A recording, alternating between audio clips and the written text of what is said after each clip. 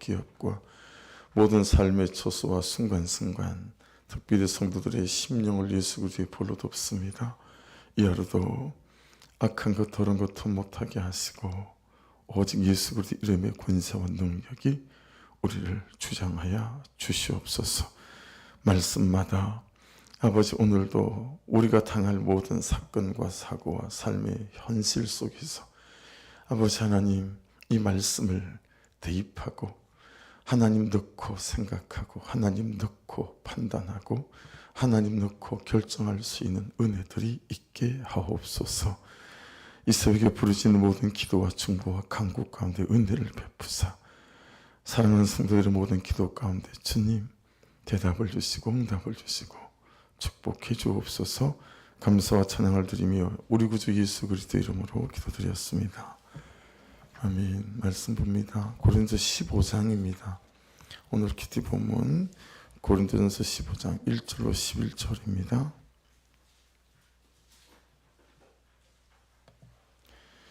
고린도 15장 1절로 11절까지입니다. 한 절씩 교독합니다. 형제들아 내가 너희에게 전한 복음을 너희에게 알게 하노니 이는 너희가 받은 것이요 또 그 가운데 선 것이라.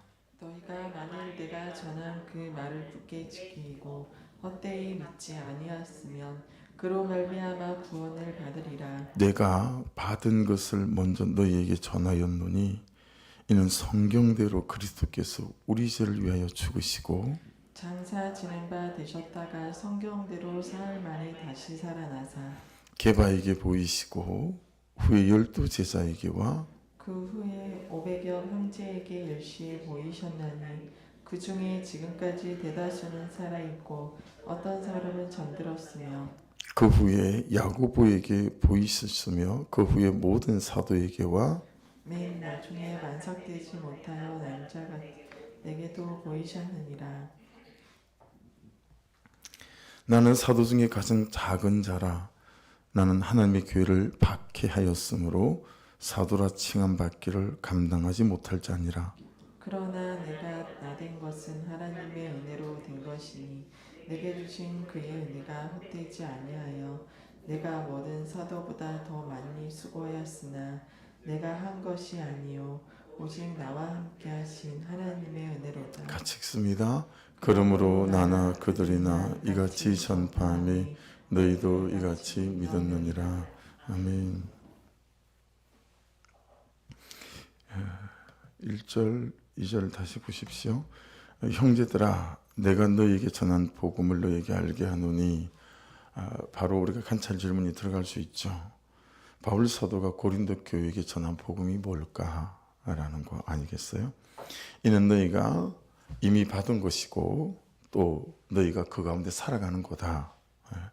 이절 너희가 만일 내가 전한 그 말 복음이겠죠. 굳게 지키고 헛되이 믿지 아니하였으면 그로 말미암아 구원을 받으리라. 이 절이 좀 눈길이 가죠. 내가 전한 그 말을 굳게 지키고 두 번째 헛되이 믿지 아니하였으면 그로 말미암아 구원을 얻으리라. 조건문이죠. 1절 말씀을 보시면 바울 사도가 고린도 교회에 전한 복음이 어떤 복음이죠? 3절 4절에 나오죠. 3절을 다시 읽어볼게요. 시작. 내가 받은 것을 먼저 너희에게 전하였노니 이는 성경대로 그리스도께서 우리 죄를 위하여 죽으시고 이게 첫 번째 복음이에요. 그렇죠? 예. 바울 사도도 자기가 만들어낸 것이 아니라 내가 받은 것이다 그렇게 말씀합니다. 그렇죠? 예수께로부터 받은 복음. 그게 뭐죠? 그리스도께서 우리 죄를 위해 죽으셨다라는 것입니다. 우리가 이걸 대속이라고 하기도 하고 또 속죄라고 하기도 하고 해서 우리가 그 속죄와 대속으로 말미암아 구원을 받은 구속 또 구원 이렇게 이걸 부르기도 합니다. 이 고린도 15장은 여러분도 이미 알고 계시듯 부활장이라고 해요.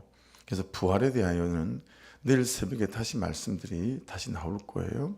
그래서 제가 말씀을 묵상을 해보니까 이 첫 번째 바울 사도가 전한 복음 죽음, 예수의 죽음으로 말미암아 우리가 대속받은 거, 아마도 이걸 아침에 좀 나누다 보면 시간이 거의 되겠다 싶어서 부활은 또 내일 새벽에 좀 더 세밀하게 나눌 수 있을 겁니다. 시간이 안 되면.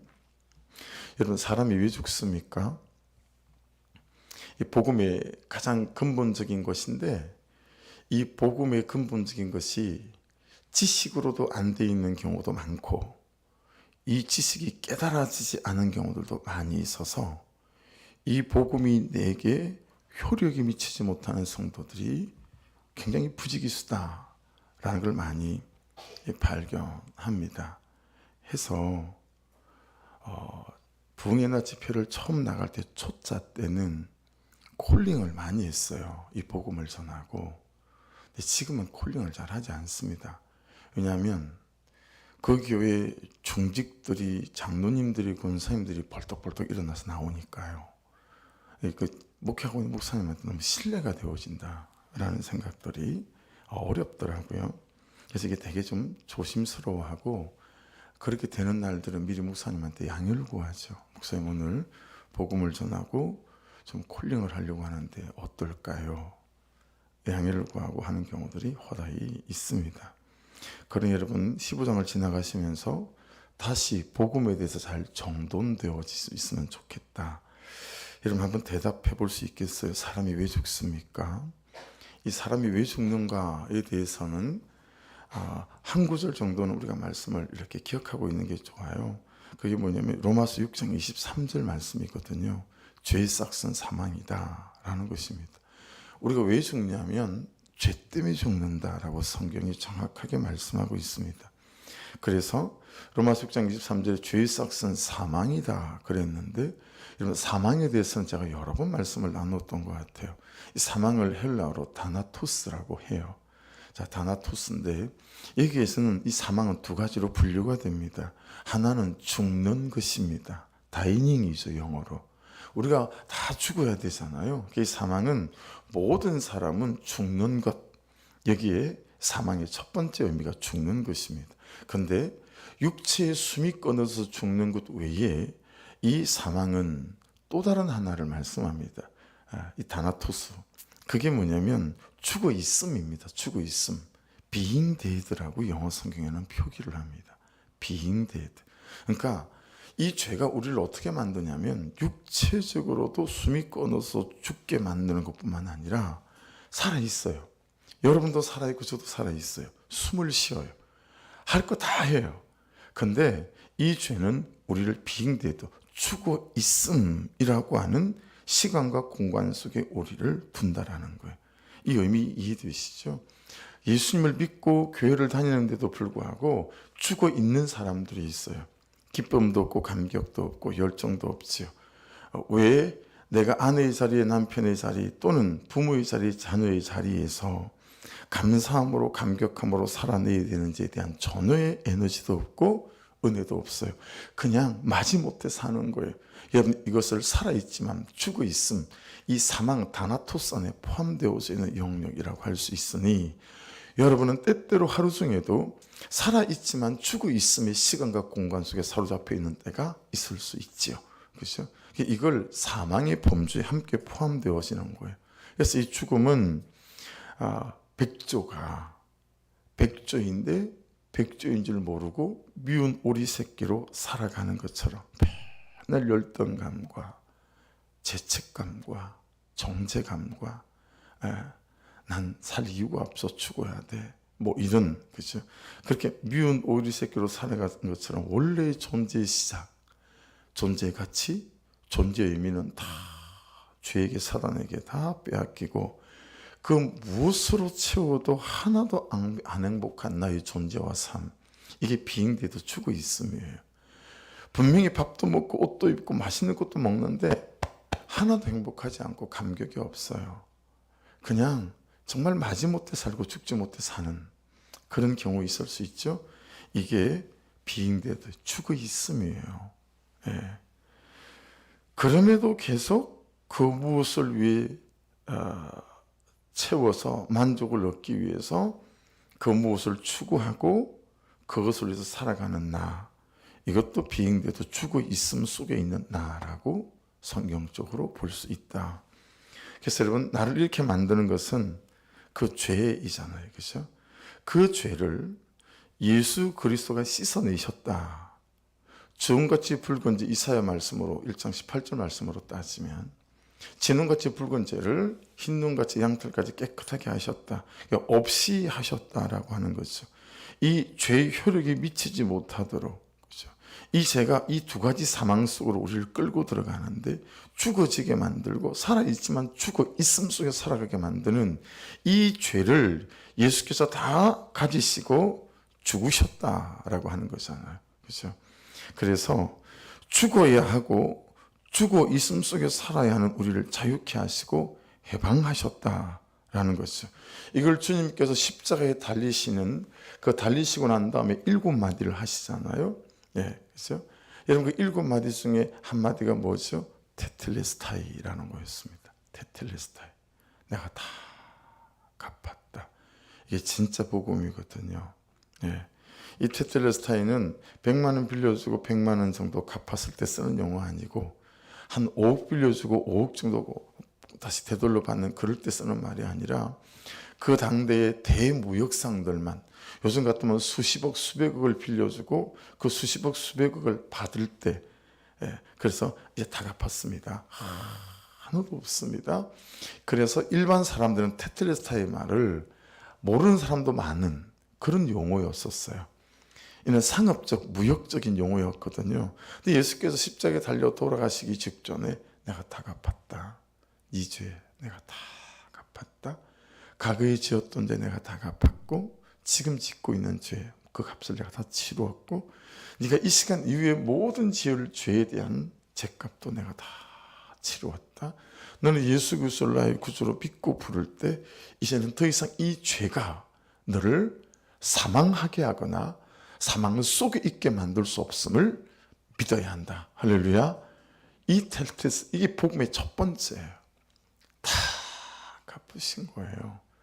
근데 여러분, 얼마나 많은 사람들, 여러분 죄를 모르고 살아가는 사람은 관계없어요.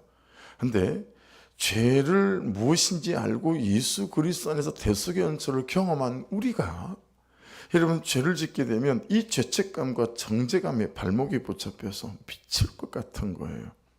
여러분 그럴 때마다 내 모든 죄를 다 갚으신 이 예수 그리스도의 보혈, 이 십자가의 구속의 은총이 바로 저와 여러분의 것임을 항상 믿는 은혜가 있기를 주의 이름으로 축복합니다. 더 이상 죄가 나를 가지고 놀 수 없어요. 더 이상 죄가 나를 흔들 수 없어요. 더 이상 이 죄가 나를 사망 속에 놓아둘 수 없습니다. 더 이상 다이닝도 못하고 빙대도 못해요. 이 죄는. 왜냐하면 그 모든 죄가 주는 이 효력을 예수께서 전부 무력화시켜 놓으셨기 때문입니다. 그래서 골로새 1장 14절에는 이렇게 말씀하세요. 그 아들 안에서 예수 그리스도 안에서 우리가 속량 곧 제사함을 얻었도다. 할렐루야. 여기 죄 사함이라고 할 때 이 사함이란 단어 있죠. 이게 아페시스란 단어인데 용서받았다, 면제받았다, 모든 형벌에서 석방되었다. 그러니까 여러분 법적으로 땅 한 거예요. 너는 이제 무죄다라고 법적으로 다 정리가 된 거예요. 예, 이게 사함입니다. 우리가 좀 더 잘 아는 말씀으로는 히브리서 9장 22절 이 말씀에는 모든 물건이 피로서 정결하게 되나니 피 흘림이 없은즉 사함이 없느니라. 그래서 구약에는 제사 드릴 때 어떻게 했습니까? 미리 한 달, 두 달 전에 양을 정해놓고 더 좋은 곳으로 먹이고 끌고 와서, 그렇죠? 이 양의 머리 위에다가 제사를 지내는 사람이 손을 얹어요. 안수기도를 해요. 얹고 하나님 내가 지은 죄를 볼 때 제가 죽어야 맞습니다. 그런데 이 시간 저의 모든 죄를 이 양에게 전가시킵니다. 내 모든 이 죄도 저 죄도 얼마나 여러분 예배자들이 간절하게 기도하겠어요. 하나님 이 죄도 여기다 양에게다 올리고요. 이 죄도 양에게다 올리고요. 막 전가하는 기도를 하는 거예요. 그런 연후에 반드시 예배자가 칼을 들어 양의 목을 따야 됩니다. 그래서 어떻게 기도하냐면 하나님 그 죄를 볼 때 제가 죽어야 되는 게 맞는데 이 시간 이 양에게 나의 죄를 증가시키고 양을 죽입니다. 그러니 양이 죽을 때 이 죄 때문에 제가 죽는 것으로 간주해 주셔서 제 죄를 용서하여 주십시오. 그러고는 양을 죽이는 거예요. 피 흘림이 없이는 죄사함이 없었기 때문에 양의 피를 흘려야 되는 거였어요. 근데 여러분 신약 시대로 와 이 양의 피가 누구의 피예요? 예수 그리스도의 피예요. 구약 때는 제사 드릴 때마다 양을 죽여야 되지만 예수 그리스도는 과거와 현재 모든 우리의 죄를 다 짊어지시고 단번에 우리를 정결케 해주신 줄로 믿습니다. 이게 예수 그리스도의 구속의 피, 대속의 피 아니겠어요? 그렇게 우리가 죄값을 다 치루어내셨다. 그래서 피 흘림이 없은즉 죄사함이 없느니라. 여기에 사함도 마찬가지입니다. 아페시스고 정결하게 되나니 깨끗하게 되었다라는 카타리즈라는 단어를 쓰고 있어요. 예. 그래서 우리가 이건 다 암송할 만한 구절 아닙니까? 고린도서 5장 17절 말씀. 그런즉 누구든지 그리스도 안에 있으면 새로운 피조물이라 이전 것은 지나갔으니 보라 새 것이 되었도다. 할렐루야. 예. 새 것이 됐다라는 거예요. 여러분 이 새 것이 됐다. 새로운 피조물이다. 이건 카이노스 크티시스인데요. 새 창조를 말하는 겁니다. 다시 창조된 걸 말하는 거예요. 예수 그리스도 안에서 완전히 거듭났다라고 표현하잖아요. 그러니까 니고데모가 낮에 예수께서 복음 전하는 걸 들을 때 너무 사모함이 되는 거예요. 이 사람 안에 뭐가 있어요? 니고데모가 우리 요즘 같으면 파주시장 정도 되는 위치거든요. 이 복음에 대한 사모함이 있고 하나님의 나라에 대한 사모함이 있는데 때때로 죄 때문에 너무 괴롭고 너무 힘든 거예요. 근데 예수께서 복음을 전하는 걸 보니까 거듭난다라고 말하는 거죠. 한밤중에 아무도 모르게 찾아가지 않습니까? 그래서 거듭남을 이해를 못해요. 니고데모가. 그래서 뭐라고 표현하죠? 예수님 어떻게 다시 어머니 모태에 들어갔다가 다시 나올 수가 있습니까? 거듭남이니까요. 본어게인이니까요. 그때 예수께서 성령으로 물과 피로 거듭나야 된다 이런 말씀 하시잖아요. 물과 성령으로. 그러니까 여러분 그만치 여기서 말씀하시는 새로운 피조물은 새 창조, 마치 어머니 모태로 들어갔다가 다시 태어난 것처럼 예수께서 그분의 피로 우리를 새롭게 하시고 정결케 해주신 줄로 믿습니다. 그러니 두 가지예요. 마치 예수님이 이겨놓으시고 씻어놓으신 이 죄를 절대로 이길 수 없는 것처럼 맨날 끌려다니지 말고 이겨놓으셨으니 예수 이름으로 대적하라는 것입니다. 할렐루야. 우리는 죄에 맨날 끌려다니며 죄를 이길 수 없는 존재인 것처럼 생각하잖아요. 그런데 예수께서 죄를 이겨놓으셨습니다. 밟아놓으셨습니다. 그렇죠? 원복음인 오리지널 복음인 창세기 3장에 이 뱀의 머리를 밟아놓으신 것처럼 말이죠. 예. 그래서 베드로전서 5장 8절에 이렇게 말씀하세요.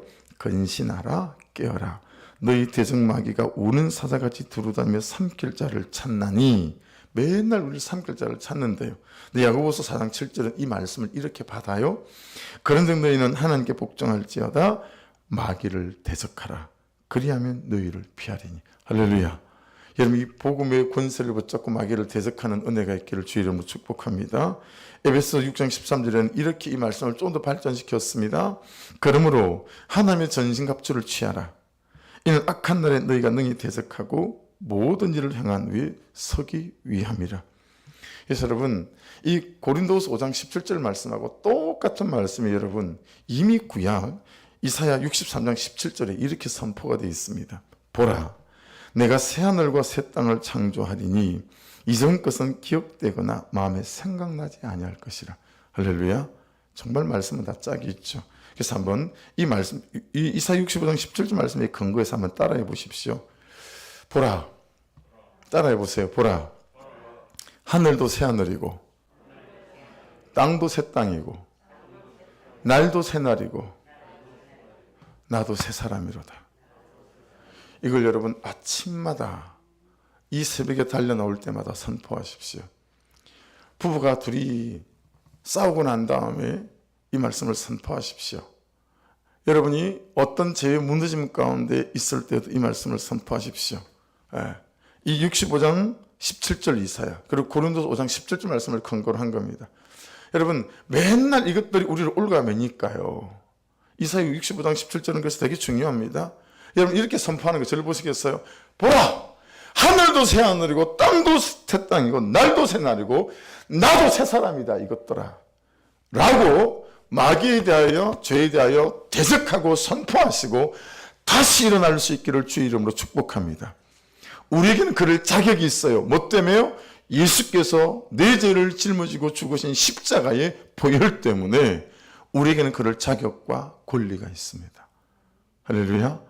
그러니 이걸 선포하라고, 이걸 맨날 그냥 죄 짓기 전에는 죄에 끌려다니고 죄 짓고 나면 그 죄 지은 죄값, 그 정죄감, 죄책값 때문에 아무것도 못하는 것처럼 그냥 막 끌려다니는 인생, 혈기 부르고 난 다음에 그 혈기 부린 것 때문에 또 막 그 혈기 부린 것에 대해서 또 막 휘둘리는 거, 그러지 마시고 그냥 그럴 수밖에 없는 나를 인정하십시오.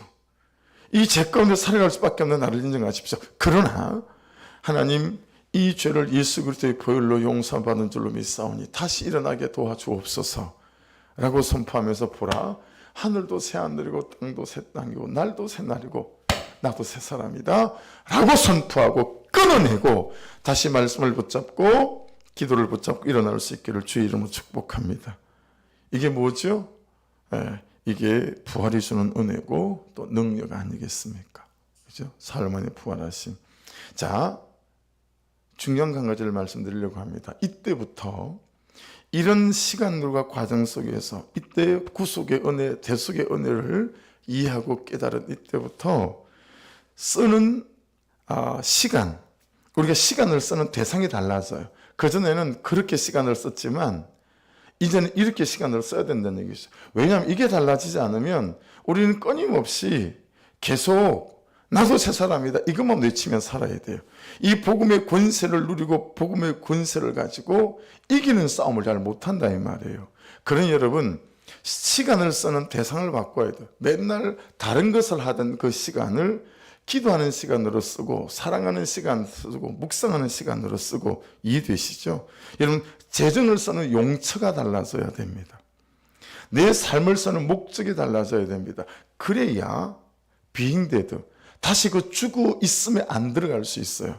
그런데 예수를 믿고 거듭났다고 말하는데 시간을 쓰는 대상이 여전히 똑같고, 그리고 내 재정을 쓰는 용처가 똑같고, 내 삶을 살아가는 목적이 동일하면 끊임없이 계속해서 죽어 있음 빙대도 속에 들어가기 십상입니다. 그래서 앞에 말씀하셨지만 에베소 6장 13절도 그러므로 하나님의 전신갑주를 취하라. 여러분, 하나님의 전신갑주를 취하려면 시간의 대가지불을 해야 되고 공간 구별의 대가지불을 해야 되고 내 삶의 목적으로 사용하는 대가지불을 해야 합니다. 할렐루야, 이해되시죠? 그래서 여러분, 예수 그리스도를 알고 믿고 난 다음에 계속해서 우리가 세상의 복을 받는 데 집중해 있는 기복에 치우쳐 있으면 어떻게 하죠? 고난이 오고 시련이 오면 주님을 저버려요. 왜냐하면 우리가 그걸 원하고 예수 믿는 게 아니니까 여전히 기복에서 벗어날 수가 없는 거죠. 오히려 복음 안에 거하게 되어지게 되면 고난과 시련이 뭐가 되죠? 약재료가 되어지죠. 나의 구속을 이루어가고 구원받은 내가 하나님의 거룩한 백성으로 내가 살아났으니 또 다른 누군가를 살리는 그런 찬란한 삶으로의 시작과 출발들이 우리에게 시작되어지는 것 아니겠습니까? 그러니 저도 예수를 믿고 여러분도 예수를 믿고 저도 구원을 받고 여러분도 구원을 받았으니 여러분, 시간을 쓰는 대상과 재정을 쓰는 용처와 삶을 사는 목적이 바뀌는 은혜가 있기를 주의 이름으로 축복합니다. 그래야 비행대도 죽어 있음에 이 함정 속에 빠지지 않는다. 10번 빠지는 거 한 번으로 줄일 수 있다. 이렇게 거룩한 백성으로 세워져갈 수 있음을 기억하셔야 됩니다. 그래서 여러분, 묵상집 한번 넘겨보시겠어요? 묵상 간증 제가 읽어볼게요. 저 아랫부분 세 번째 단락입니다. 이 본문을 세 단락으로 나누는 것처럼 여러분 보시면 묵상 간증도 거의 다 세 단락으로 되어 있어요. 마지막 단락, 저는 일찍부터 교회 다녔어도 구원의 확신이 없었습니다. 그러나 악하고 음란한 저의 죄를 위해 그리스도께서 죽으셨다는 것이 믿어지니 이런 것이 값없이 주시는 은혜구나 하고 깨달아졌습니다. 그러자 예전에는 제 시간을 조금만 빼앗아가는 것 같아도 병적인 화를 쏟아냈는데, 이제 뭐 교회 일이나 뭐 이런 거죠. 지금은 공동체 속교 구원에 관한 일이라면 저희 시간과 물질을 기꺼이 내어드리게 되었습니다. 모든 생사화복을 주께 맡겨드리는 삶으로 점차 변해가니 육적으로는 힘들지만 그전에는 결코 알 수 없었던 평안을 누리고 있습니다. 세상적으로는 실패한 인생처럼 보이지만 하나님의 은혜로 오히려 진짜 성공한 인생을 살게 해주신 주께 감사와 찬양을 드립니다. 이 마지막 구절이 제게 많이 와닿았어요. 세상적으로는 실패한 인생처럼 보이지만 하나님의 은혜로 오히려 진짜 성공한 인생을 살게 해주신 주께 감사와 찬양을 드립니다. 할렐루야. 그러니 교회 안에서 여러분 세상의 계급과 여러분 세상의 어떤 것들로 절대 교회 안에서 그렇게 사람들을 평가하거나 저울에 올리면 안 된다라는 거예요. 교회 들어오면 계급장 띄고 들어와야 돼요. 삶의 정도도 띄고 학벌도 다 띄고 들어와야 돼요. 그러면 교회 안에서는 어떤 사람이 평가를 받아야 되냐면 여러분 진짜 성공한 인생이 어떤 인생인가에 따라 말씀을 따라가는 그 사람, 그렇죠? 재산의 축적과 관계없이 배움의 정도와 가방끈에 달려 있지 않고 말씀 따라 순복해가는, 말씀이 방향이 되고 말씀이 방법이 되고 말씀이 방식이 되어져가는 그 분들이 여러분 우리 교회의 리더십으로 세워져 가고 목자들이 되어져 가야 여러분 나도 살고 영혼을 살리는 역사가 일어나게 될 줄 믿습니다. 아멘이시죠? 그래서 여러분 그 예수 그리스도의 대속의 죽음, 이 은총을 가는 곳마다 바울 사도들이 첫 번째로 바울 사도가 전한 복음이라는 거예요. 그리고 두 번째 복음 전한 건 뭐예요? 부활인 거예요. 근데 이걸 사람들이 잘 믿지 않는 거예요. 그래서 여러분 5절부터 9절까지 부활의 증인들이 나오잖아요. 야, 이걸 본 사람들이 500명도 넘는다. 자, 여러분 생각해 보세요. 우리는 안 그렇지만 지금 하나님께서 바울 사도에게 이 고린도전서를 기록하게 하실 때는 부활을 본 사람들이 500여 명이 있는데 그 중에는 멀쩡히 살아있는 사람들이 수백 명인 거죠. 진주에도 살고 목포에도 살고 부산에도 살고 저기 강주에도 살고 저기 대구에도 살고 여기 서울에도 살고, 여러분 주소지를 대해서 말할 수 있을 만큼 이 사람들이 살아있는 사람들이 너무 많았다라는 거죠. 그 얘기를 하는 거예요. 이 부활을 본 사람들을 지금 막 얘기하는 거죠.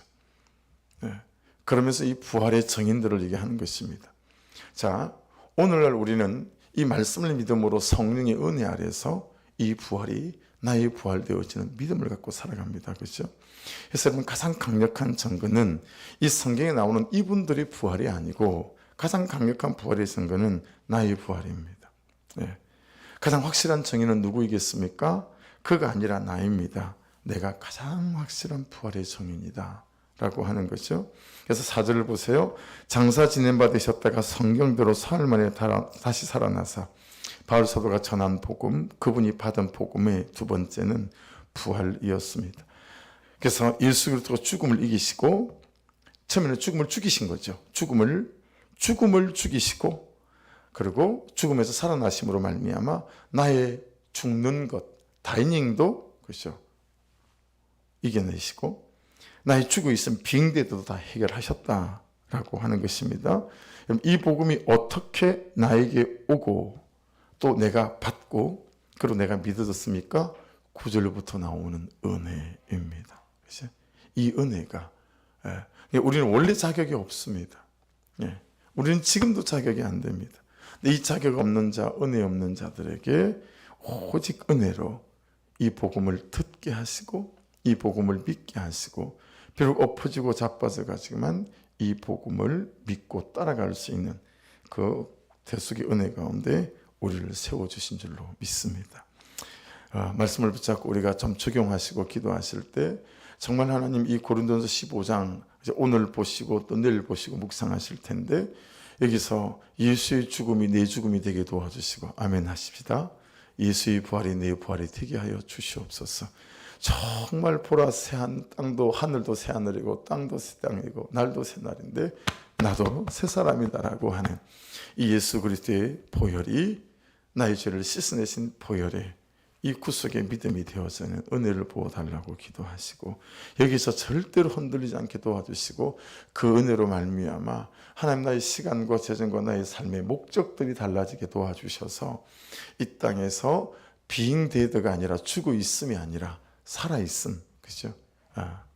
살아있음. 그 은혜를 누리고 감사하고 감격하며 그 세상이 주는 그 어떤 것 때문에 내 삶이 아니라 그 은혜 때문에 오히려 내 삶을 이 묵상간증 서장훈 이분의 고백처럼 세상적으로는 실패한 인생처럼 보이지만 하나님의 은혜로 오히려 진짜 성공한 인생을 살아가시는 저와 여러분 될 수 있기를 주의 이름으로 축복합니다. 말씀 붙잡고 기도하십시다. 우리 주여 한번 부르고 기도하실 때 하나님 더 이상 기복에 찌들려 아버지 하나님 세상의 복을 위해서 사람들의 평가를 위해서 사람에게 인정받기 위해서 맨날 열등감과 비교감에 휘둘리는 그런 비행대들은 끝이 나게 도와주시고 이 복음을 누리고 이 복음을 감격하고 주신 삶의 모든 상황과 현실 속에서 예수 그리스도 이름을 자랑하며 살아갈 수 있는 그런 인생 되게 하여 주옵소서. 더 이상 비인과 다인인과 빙대도 이 죽는 것과 죽어 있음의 공포와 두려움의 노예가 되지 않는 은혜도 허락해 달라고 기도하시고 정말 복음이 살아 역사하는 그런 심장이 되고 인생이 되게 도와주옵소서. 우리 주여 한번 부르고 기도하시고요. 밴쿠버 소망교회에서 김대영 목사님이 사진을 한 장을 보내왔는데 2주 전에 한 명이 왔다고 말씀드렸잖아요. 근데 이번 주 예배하는 인원을 보니까 예배를 7명이서 한 것 같아요. 예배를 7명이. 그러니까 뭐 자녀도 4명이 되니까 할렐루야. 자명 4명에다가 사모님, 목사님 6이죠. 거기다가 4분인가 더 온 것 같아요. 그러면 10명이네요. 10명. 그 사진을 보내왔어요. 주일날 한번 보여드릴게요. 여러분의 이 시간의 기도들이 결코 흩어지지 않고 허공을 치지 않고 또 소망의 교회를 세워가고 목사님과 사모님을 세워가는 권세와 능력이 되는 줄로 믿습니다. 우리 김원경 선교사님 그리고 우리 또 미얀마 선교사님 가정 김동범, 김성경 선교사님 가정을 위해서도 항상 놓지 말고 기도해 주시고 그리고 말씀을 세워가고 전하는 목사님 우리 또 전도사님 그리고 우리 사모님 목자들 놓지 말고 기도해 주시고요. 또 그런 좋은 목자들이 예배 목자를 세워져 갈 수 있도록 예배 가운데 보이지 않는 분들 하나님 간섭하여 주시옵소서. 다음 세대를 위해서 꼭 기도해 주시기 부탁드립니다.